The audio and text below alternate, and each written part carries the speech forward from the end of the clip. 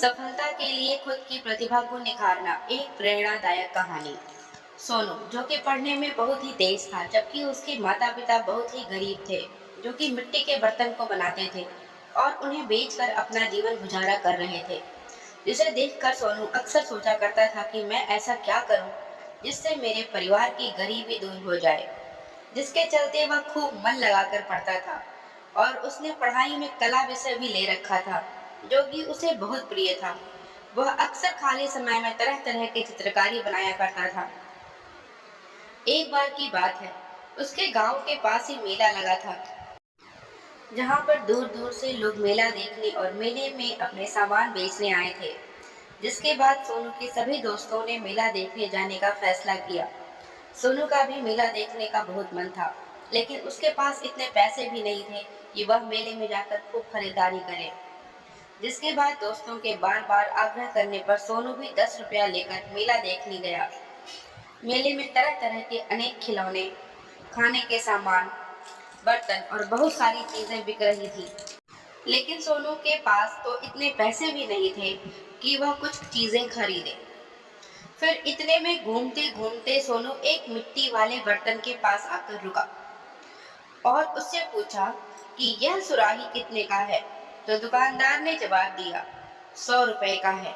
जिसे सुनकर सोनू मन ही मन सोचने लगा कि यह तो बहुत महंगा है। इसके बाद उसने साधारण सी दिखने वाली सुराही का दाम पूछा, तो दुकानदार ने उसका दाम 10 रुपए बताया। जिसे सुनकर सोनू एक बार फिर मन ही मन सोचने लगा कि आखिर दोनों के दामों में इतना फर्क क्यों है। इसके बाद उसने दुकानदार से पूछा कि इस दोनों के दामों में इतना फर्क क्यों है। इस पर दुकानदार ने जवाब दिया कि तुम्हें इन दोनों सुराही में फर्क नहीं दिखता है। 100 रुपए वाली सुराही पर सुंदर चित्रकारी किया गया है, जिसके कारण वह सुंदर दिखता है, जबकि 10 रुपए वाली सुराही पर कोई भी चित्रकारी नहीं हुई है, जिसके कारण वह साधारण सा दिखता है। इसलिए जो ज्यादा सुंदर है उसका दाम भी अधिक है। दुकानदार की यह बात सुनकर सोनू को अब समझ आ गया था कि सुराही के दाम तो चित्रकारी पर निर्भर है। अगर वह भी ऐसे अपने माता पिता के बनाए हुए बर्तनों पर चित्रकारी करता है, तो फिर उन बर्तनों के दाम भी बहुत अच्छे मिलेंगे, जिससे उसके परिवार की गरीबी भी दूर हो सकती है। फिर क्या था, सोनू के मन में खुद की प्रतिभा को निखारने का एक नया आइडिया मिल गया था।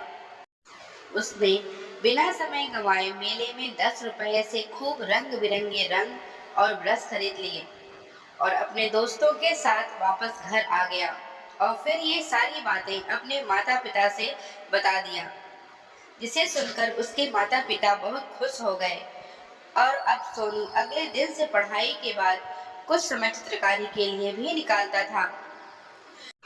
जिसके बाद वह बर्तनों पर सुंदर सुंदर चित्रकारी बनाने लगा और जब कुछ बर्तनों पर चित्रकारी बनकर तैयार हो गया, तो उसके बाद उसके पिताजी अगले दिन बाजार में बेचने गए। जिसके बाद उन्हीं चित्रकारी किए बर्तनों के दाम पहले से ज्यादा मिले और ये सुंदर चित्रकारी किए हुए बर्तन भी जल्दी से बिकने लगे। जिसके बाद सोनू की प्रतिभा के दम पर उसके माता पिता के कारोबार में वृद्धि होने लगी। जिसके बाद सोनू की इस मदद से उसके घर की गरीबी भी दूर होने लगी और इस तरह सोनू के कार्यों से परिवार के अच्छे दिन आ गए। इस कहानी से हमें यह शिक्षा मिलती है कि जो इंसान अपने प्रतिभा के साथ आगे बढ़ता है, फिर उसे सफल होने से कोई रोक नहीं सकता है।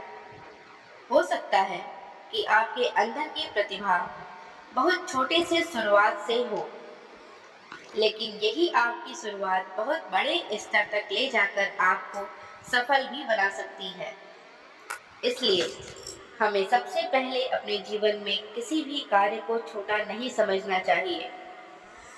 अगर अपने अंदर कुछ करने का हुनर और जज्बा है, तो आप किसी भी अवस्था में उस कार्य की शुरुआत कर सकते हैं, क्योंकि आपकी एक छोटी सी कोशिश से किया गया शुरुआत आपको एक दिन जरूर बड़ा बना देगा। आशा करती हूँ दोस्तों आपको आज की ये कहानी जरूर पसंद आई होगी। धन्यवाद।